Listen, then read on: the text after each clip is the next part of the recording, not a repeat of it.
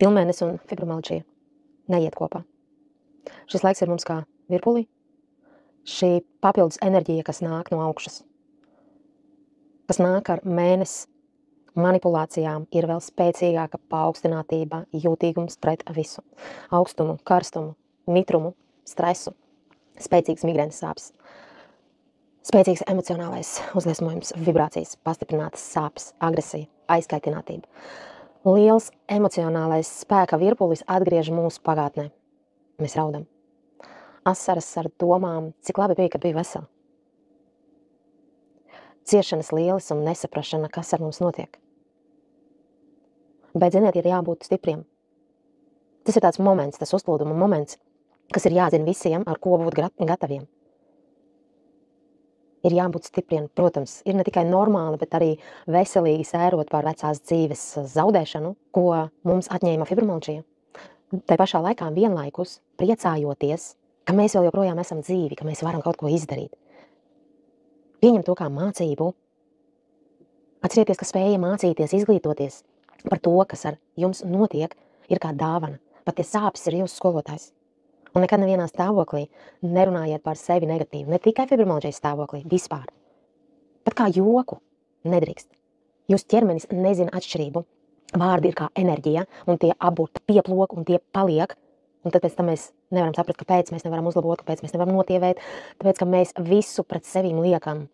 Šos vārdus, es tur resna, es tur tāda, es tur neglīta, es tur nesmuku, pasties kā tauku blāķis, es tur esmu slima, nekam nevajadzīga. Nedrīkst, izslēdziet visu negatīvo. Es zinu, pilnmēnesis moments ir tas, kas paaugstina un pastiprina vēl vairāk visu uzliesmojumā, lai mēs sāktu par to domāt. Un sāktu sevi kritizēt. Tiešām vārdi ir enerģija, un mainiet veidu, kā jūs runājat par sevi. Un jūs varat mainīt visu savu dzīvi. Pacietību, lēnāk brauksim, tālāk tiksim.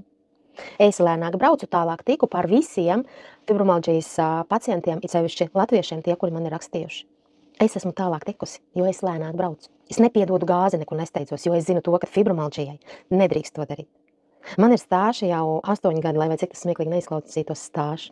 Jā, 8 gadi dzīve, katru sekundi ar fibromialģiju un TLGL leukēmiju, kas ir rets vēža paveids. Un abām šīm slimībām nav ārstēšana, nav konkrētu pamatojumu, ko darīt šajā stāvoklī. Citreiz ārsti grib iziet no tā fakta, ka viņi nezin, kā tev palīdzēt. Tāpēc ir vislabākais, ka mēs paši mācāmies, paši iedziļinamies tajā visā. Tātad kādi mani ieteikumi, ko šajā periodā darīt, tieši šajā pilnmēnesis periodā, jau laicīgi jau zinām pilnmēnesi, pastiprināti grifoniju. Koncentrēti, vairāk dabīgais antidepresants. Ja nav grifonijas, jeb, ja ir safrīno blakus, tad arī var vēl klāt safrīno. Nekas nebūs pa daudz. Fibromialģijas cilvēkiem nebūs nekas pa daudz.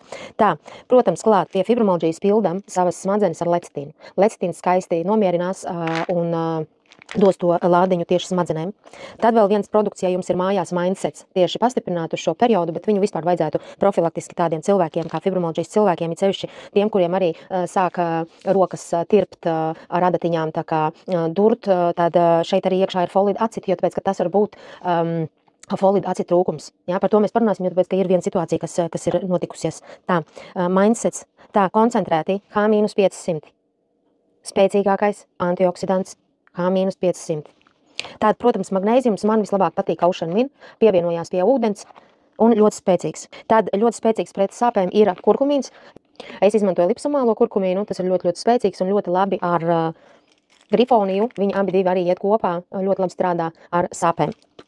Ja varbūt nav kādreiz kurkumīns veikalā, var izmantot zafarānu, bet un starp citu arī zafarāns un kurkumīns ļoti labi strādā un atbalsta aknu.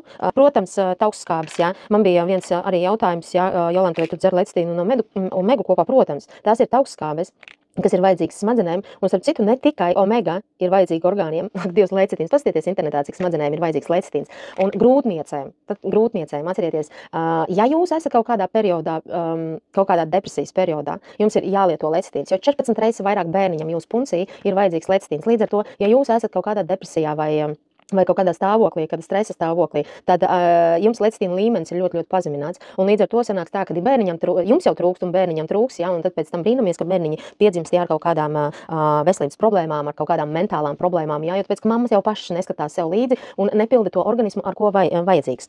Mums ir ļoti laba omega, nav nekādu piegaršu, ja, jo es ļoti jūtīga esmu, es nevaru iedzert nekādas eļļas vai kaut kādas, kas sit uz augšu to piegaršu. Mums ir tiešām ļoti labi triglicerīna formā un lecitīns. Protams, ir jāpilda smadzenes. Koralmaini to vajadzēja pirmo parādīt. Taisu tieši pilnmēnes periodos, taisu koralmaini koncentrēti, ko nozīmē glāzē ielējam siltu ūdeni.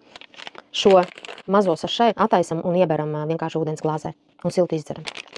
Veselību jums, mīļie!